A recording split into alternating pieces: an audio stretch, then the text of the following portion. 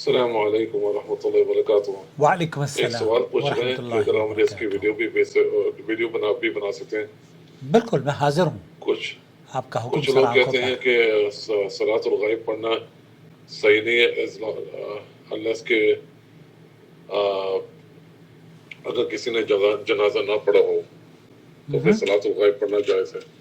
تو اب جیسا یہ جو مفتی شیخ عبدالعزیز آل شیخ جن کی ڈیتھ ہوئی ہے، بالکل تو ان کا نماز جنازہ جو کہ مجھے پتہ چلا کہ ترکی میں بھی پڑھا، ترکی میں اصل میں مسجد امام ترکی ریاض میں اصل میں پڑھا گیا ریاض تھا، میں، بالکل لیکن سعودی عرب کی باقی مسجدوں میں بھی پڑھا گیا ایز اے صلاۃ الغائب بالکل نماز انکلوڈنگ جنازہ حرمین میں۔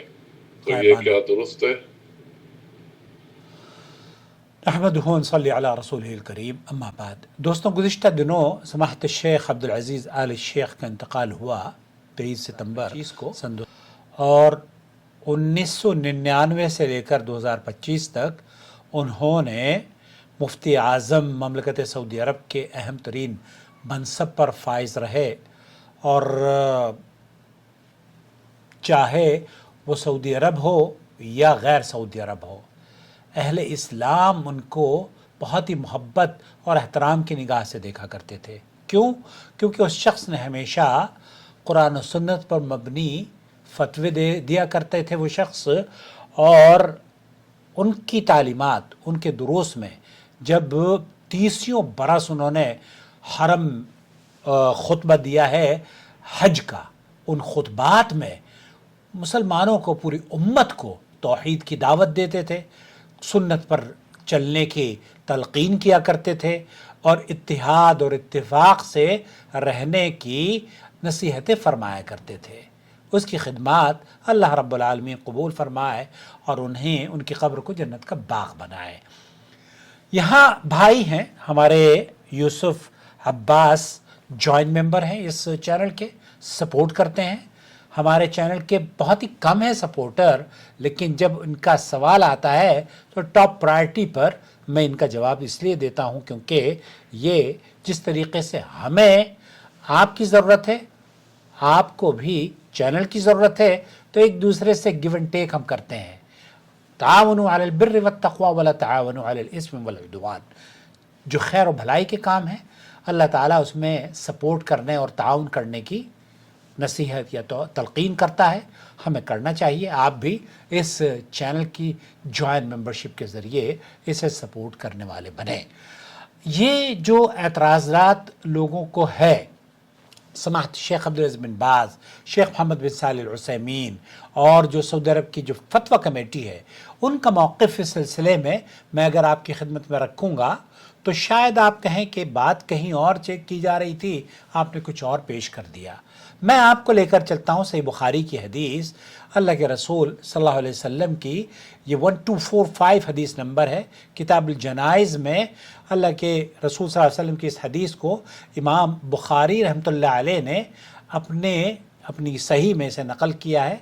جنازے کے احکام اور مسائل میں آدمی اپنی ذات سے موت کی خبر ہم سے اسماعیل نے بیان کیا، وہ یہ کہتے ہیں کہ انہوں نے کہا، ہم سے مالک نے بیان کیا، ان سے ابن شہاب نے، ان سے سعید بن مسیب نے، ان سے ابو ہریرہ رضی اللہ تعالی عنہ نے کہ رسول اکرم صلی اللہ علیہ وسلم نے نجاشی کی وفات کی خبر اسی دن دی جس دن اس کی وفات ہوئی تھی۔ پھر آپ نماز پڑھنے کی جگہ گئے اور لوگوں کے ساتھ صف باندھ کر جنازے کی نماز میں 4 تکبیریں کہیں۔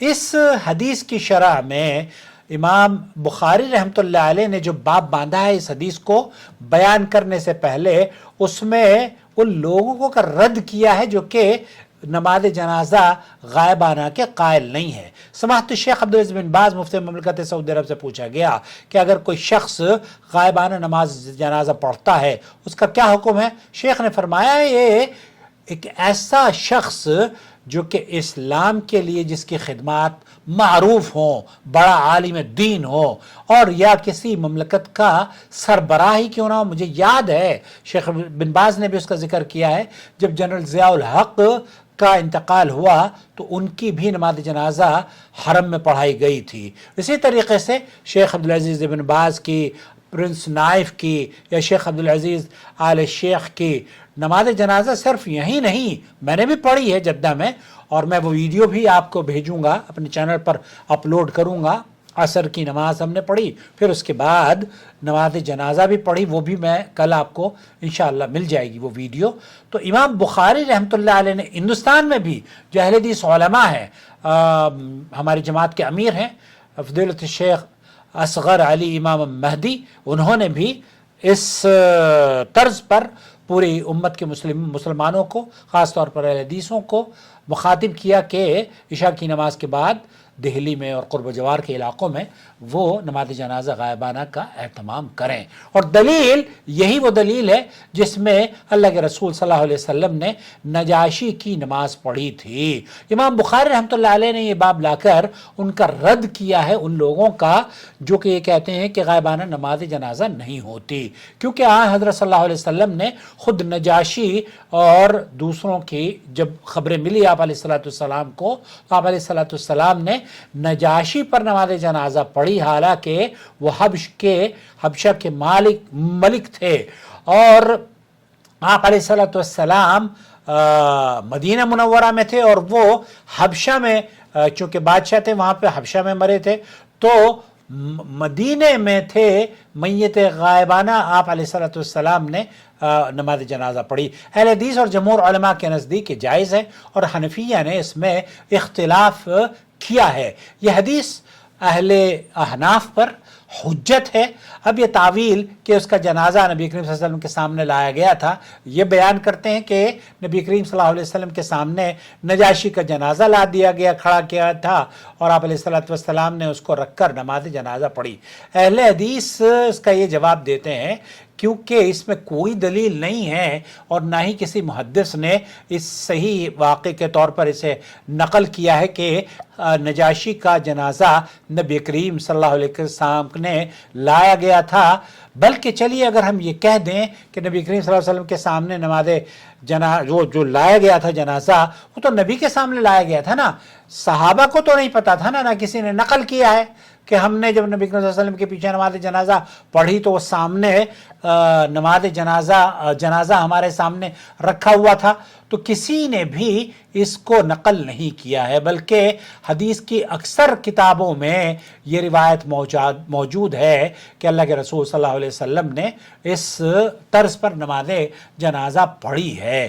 البتہ جو لوگ نماز جنازہ غائبانہ کے قائل نہیں ہیں وہ اس بارے میں مختلف اعتراضات پیش کرتے ہیں۔ علامہ شوکانی کہ انہوں نے نقل کیا ہے، والحاصل انه لم يأتي المانعون من الصلاة على الغائب بشيء يعتد۔ وہ شیخ علامہ شوکانی کہتے ہیں کہ مانعین نماز جنازہ، غائبانہ نماز جنازہ کے پاس کوئی ایسی دلیل نہیں ہے، نہ وہ لا سکے ہیں جسے گنتی شمار میں لایا جائے جس سے یہ ثابت ہو کہ نبی کریم صلی اللہ علیہ وسلم نے وہ ایک خاص واقعہ تھا، بلکہ وہ یہ کہتے ہیں کہ بس حدیث سے ثابت ہوا ہے کہ نماز جنازہ غائبانہ پڑھنا بلا کراہیت جائز اور درست ہے۔ اس لیے اس پر تنقید کرنا کہ جناب نماز جنازہ نہیں پڑھنی چاہیے، آپ نماز جنازہ آپ پڑھ سکتے ہیں، قبر پر بھی نماز جنازہ پڑھ سکتے ہیں۔ میں نے تو الحمدللہ دیوبند میں اپنی خالہ کی قبر پر جا کے پڑھی تھی۔ اللہ تعالیٰ ان کی قبر کو جنت کا باغ بنائے اور ہمیں جنت میں ملائے۔ دوستو، بھائیوں اور بہنوں، ہماری والدہ والدین سب انتقال کر گئے ہیں۔ اللہ تعالیٰ جو اہل توحید اس دنیا سے چلے گئے ہیں، اللہ ان کی قبروں کو جنت کا باغ بنا دے، اور فضیلت الشیخ علامہ عبدالعزیز آل شیخ کی قبر کو جنت کا باغ بنائے، ان کی خدمات کو قبول فرمائے۔